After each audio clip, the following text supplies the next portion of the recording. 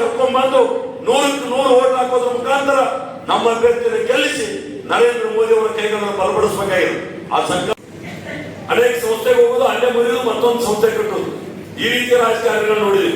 ಆದ್ರೆ ಅಣ್ಣ ಸಾಹೇಬ್ ಕಟ್ಟಿದಂತ ಸಂಸ್ಥೆಗಳಿಗೆ ಹೋಗಿಲ್ಲ, ತಾವೇ ಫೌಂಡರಾಗಿ ತಾವೇ ಸಂಸ್ಥಾಪಕರಾಗಿ ಇಂಥ ಸಂಸ್ಥೆಯನ್ನ ಕಟ್ಟೋದ್ರ ಮುಖಾಂತರ ಅವರು ಕೂಡ ಬೆಳೆತಾರೆ.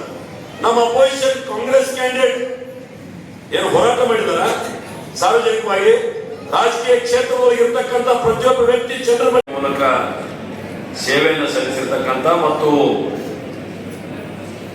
ನಾಳೆ ಮೇ 7ನೇ ತಾರೀಕು ನಡೆಯುವಂತಹ ಚುನಾವಣೆಯಲ್ಲಿ ಭಾರತೀಯ ಜನತಾ ಪಾರ್ಟಿಯ ಅಭ್ಯರ್ಥಿಯಾಗಿ ಸ್ಪರ್ಧೆ ಮಾಡಿರ್ತಕ್ಕಂಥ ಈ ಭಾಗದ ಸಹಕಾರಿ ಕೇಂದ್ರವಾಗಿರ್ತಕ್ಕಂಥ ನಮ್ಮ ಅಭ್ಯರ್ಥಿಯಾಗಿರ್ತಕ್ಕಂಥ ಅಣ್ಣಾ ಸಾಹೇಬ್ ಜೊಲ್ಲೆ ಅವರೇ,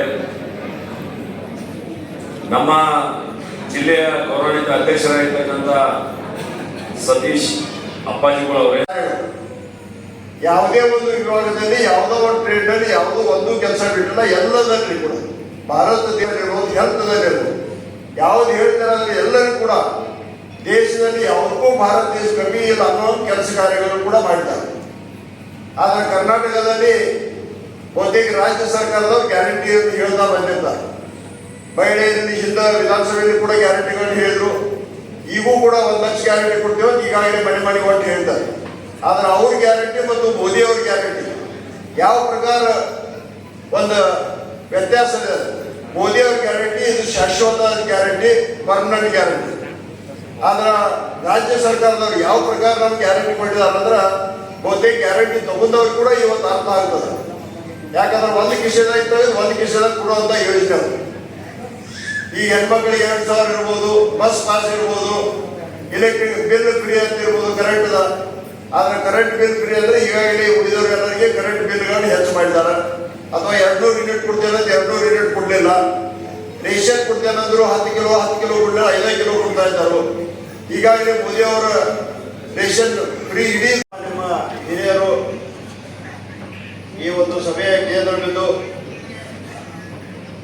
ಬಿಜಾಪುರ್ನ ಹಿರಿಯ ಶಾಸಕರಾದ ಬಸಗೌಡ ಪಾಟೀಲ್ ಯತ್ನಾಳ್ ಅವರೇ ಹಾಗೂ ರಾಜ್ಯಸಭಾ ಸದಸ್ಯರಾದ ಈರಣ್ಣ ಕಡಾಡಿ ಅವರೇ, ಜಿಲ್ಲೆಯ ಅಧ್ಯಕ್ಷರಾದ ಸತೀಶ್ ಅಪ್ಪಾಜಿಗಳು ಅವರೇ ಹಾಗೂ ಮಾಜಿ ಶಾಸಕರಾದ ಬಾಳಾಸಾಹೇಬ್ ಬೊಡರ್ ಅವರೇ, ಸದರ್ಗ ಮಂಡಳದ ಪ್ರಭಾರಿಯಾದ ಮಹೇಶ್ ಬಾತಿ ಅವರೇ ಹಾಗೂ ಮಂಡಳ ಅಧ್ಯಕ್ಷರಾದ ಮಾಜನ್ ಅವರೇ, ಮಹಿಳಾ ಮೋರ್ಚಾ ಅಧ್ಯಕ್ಷರಾದ ಸೌಭಾಗ್ಯದಿ ಶಾಂಭವಿ ಅಶ್ವತ್ಪುರ್ ಅವರೇ ಹಾಗೂ ಬೇರೇಶ್ವರ ಸಂಸ್ಥೆ ಅಧ್ಯಕ್ಷ ಜಯರಾಜ್ ಜಾಧವ್ ಅವರೇ, ಹರ್ಷಿತ್ ಸಾಗರ ಕಾರ್ಖಾನೆಯ ನಿರ್ದೇಶಕರಾದ ಜಯಕುಮಾರ್ ಘೋತ್ ಅವರೇ, ಅಪ್ಪಸಾಬ್ ಜೊಲ್ಲೆ ಅವರೇ, ರಾಮಗೌಡ್ ಪಾಟೀಲ್ ಅವರೇ, ಹಿರಿಯ ನ್ಯಾಯವಾದಿಗಳಾದ ರಾಮಚಂದ್ರ ಬಾಗ್ಡೆ ಅವರೇ ಹಾಗೂ ಸದರ್ಗ ಪುರಸಭೆ ಟಿಕಟ್ಪುರ ಅಧ್ಯಕ್ಷರಾದ ಅಭಿಜಿತ್ ಪಾಟೀಲ್ ಅವರೇ, ಇನ್ನುಳಿದ ವೇದಿಕೆ ಮೇಲೆ ಆಶೀರ್ವಾದ ಎಲ್ಲ ಹಿರಿಯರೇ, ಆಗಮಿಸಿದಂತ ಯಾವತ್ತು ಭಾರತೀಯ ಜನತಾ ಪಕ್ಷದ ಹಿರಿಯ ಮುಖಂಡರೇ, ಅಣ್ಣ ತಮ್ಮಂದಿರೇ, ಅಣ್ಣ ತಂಗಿಯರೇ, ತಾಯಂದಿರೇ ಮತ್ತು ಪತ್ರಿಕಾ ಮಾಧ್ಯಮದ ಮಿತ್ರರು, ಈಗಾಗಲೇ ನಮ್ಮ ನಿಮ್ಮಗಳ ನೆಚ್ಚಿನ ನಾಯಕ ಸನ್ಮಾನ್ಯ ಅಣ್ಣಾ ಸಾಹೇಬ್ ಜೊಲ್ಲೆ ಅವರು ಜಯಮನಂದಿಸಿ ನಿಕಟಪೂರ್ವ ಅಧ್ಯಕ್ಷರಾದಂತ ಶ್ರೀ ಅಭಿಜಿತ್ ಪಾಟೀಲ್ ಇದ್ದಾರೆ. ಅವರಿಗೂ ಕೂಡ ತುಂಬ ಹೃದಯದ ಸ್ವಾಗತವನ್ನು ಕೋರುತ್ತೇನೆ.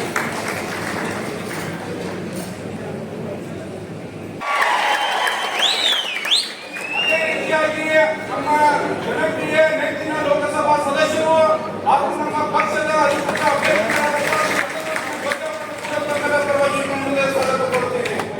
ಅದೇ ರೀತಿಯಾಗಿ ರಾಜ್ಯಸಭಾ ಸದಸ್ಯರಾದಂತ ನಮ್ಮೆಲ್ಲರ ಮಾರ್ಗದರ್ಶಕರಾದಂತ ಶ್ರೀ ಈರಣ್ಣ ಕಡಾಡಿ ಅವರು ಆಗಮಿಸಿದ್ದಾರೆ. ಅವರಿಗೂ ಕೂಡ ತಮ್ಮೆಲ್ಲರ ಪರವಾಗಿ ಸ್ವಾಗತವನ್ನು ಕೋರುತ್ತೇನೆ. ಅದೇ ರೀತಿಯಾಗಿ ನಮ್ಮ ಜಿಲ್ಲೆ ಬಿಜೆಪಿ ಚಿಕ್ಕೋಡಿ ಜಿಲ್ಲೆಯ ಬಿಜೆಪಿ ಅಧ್ಯಕ್ಷರಾದಂತ ನ್ಯಾಯವಾದಿಗಳಾದಂತ ಶ್ರೀ ಸತೀಶ್ ಅಪ್ಪಾಜಿಗಳಿದ್ದಾರೆ. ಅವರಿಗೂ ಕೂಡ ತಮ್ಮೆಲ್ಲರ ಪರವಾಗಿ ತುಂಬ ಹೃದಯದ ಸ್ವಾಗತ. ಅದೇ ರೀತಿಯಾಗಿ ಮಹಿಳಾ ಮೋರ್ಚಾದ ಚಿಕ್ಕೋಡಿ ಜಿಲ್ಲೆಯ ಅಧ್ಯಕ್ಷರಾದಂತ ಶ್ರೀ ಶಾಂಭವಿ ಅಶ್ವತ್ಪುರ ಆಗಮಿಸಿದ್ದಾರೆ. ಅವರಿಗೂ ಕೂಡ ತಮ್ಮೆಲ್ಲರ ಪರವಾಗಿ ತುಂಬ ಹೃದಯದ ಸ್ವಾಗತ. ಅದೇ ರೀತಿಯಾಗಿ ನಮ್ಮ ಚಿಕ್ಕೋಡಿ ಸದರ್ಗ ಮಂಡಳದ ಪ್ರಭಾರಿಗಳಾದ ಶ್ರೀ ಮಹೇಶಣ್ಣ ಬಾತಿ ಅವರಿದ್ದಾರೆ. ಅವರಿಗೂ ಕೂಡ ತಮ್ಮೆಲ್ಲರ ಪರವಾಗಿ ತುಂಬ ಹೃದಯ ಸ್ವಾಗತವನ್ನು ಕೊಡುತ್ತೇನೆ. ಹಾಲಸಿಂಹ ಸಕ್ಕರೆ ಕಾರ್ಖಾನೆಯ ನಿರ್ದೇಶಕರಾದಂತ ಶ್ರೀ ಜಯಕುಮಾರ್ ಅಣ್ಣ ಕೋರಿದ್ದಾರೆ. ಅವರಿಗೂ ಕೂಡ ತಮ್ಮೆಲ್ಲರ ಪರವಾಗಿ ತುಂಬ ಹೃದಯ ಸ್ವಾಗತವನ್ನು ಕೊಡುತ್ತೇನೆ. ಅದೇ ರೀತಿಯಾಗಿ ಇನ್ನೊಬ್ಬ ಹಾಲಸಿಂಹ